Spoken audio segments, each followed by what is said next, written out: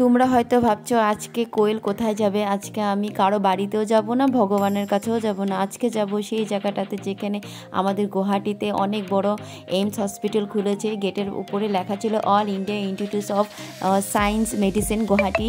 হ্যাঁ, এখানে AIIMS hospital খুলেছে। অনেক বিশাল বড় সাংসারিতে যেতে হয়। সাংসারির থেকে অনেক ভিতরে, গ্রামের দিকে ভিতরে ঢুকতে হয়। সেখানে আমি আজকে আমার দীপশিখার জন্য সেখানে যাচ্ছি। প্রথমবার আমি এইমস হসপিটাল আমি নিজের চোখে দেখব যে হসপিটাল এত বড় হতে পারে, যেখানে সব কিছুর ফেসিলিটি থাকে। এখানে কেউ স্টুডেন্টও ভর্তি হতে পারে শেখার জন্য, বা থাকার জন্য সুবিধা আছে, খাওয়ার জন্য সুবিধা আছে। এই যে এটা হলো কাউন্টার। তোমরা যদি এখানে আসো, আমি বড় মহত্বপূর্ণ একটা কথা বলবো, এখানে আসার আগে তোমরা মোবাইলে রিচার্জ করে নিয়ে আসো, যাতে নেট থাকে। এখানে তোমার মোবাইল দিয়ে রেজিস্ট্রেশন করা হবে।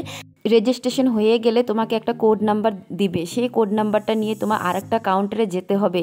সেই কোড নাম্বারটা তোমাকে বলার পরে তোমাকে একটা বই দিবে। হ্যাঁ, এখানকার একটা বই থাকে, সেই বইটা তোমাকে যত্ন করে রাখতে হবে। তোমাকে ডাক্তারের কাছে মানে পাঠিয়ে দিবে। সে তোমার কি সমস্যা, সেই সমস্যার কাছে তোমাকে পাঠিয়ে দিত। আমার ফার্স্ট ফ্লোর ছিল, তো দীপশিখাকে দেখাবো। এই যে ডাক্তার এসে গেছে, আমরা লাইনেই ছিলাম, অনেক ভিড় ছিল।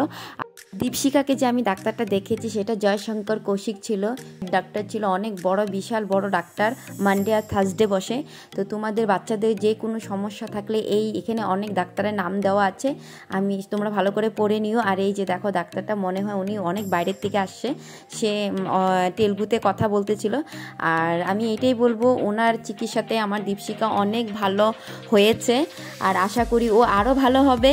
যেটাই হোক না কেন আমি ওকে ভালো করেই তুলবো, এটা আমার শপথ।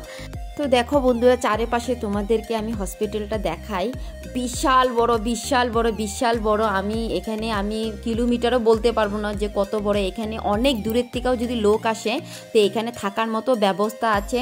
যদি ডাক্তারি শিখতে চায় তো এখানে পড়াশোনাও করানো হয়। এখানে সব কিছু অলরাউন্ডার এখানে ফেসিলিটি আছে, তোমরা জেনে নিও।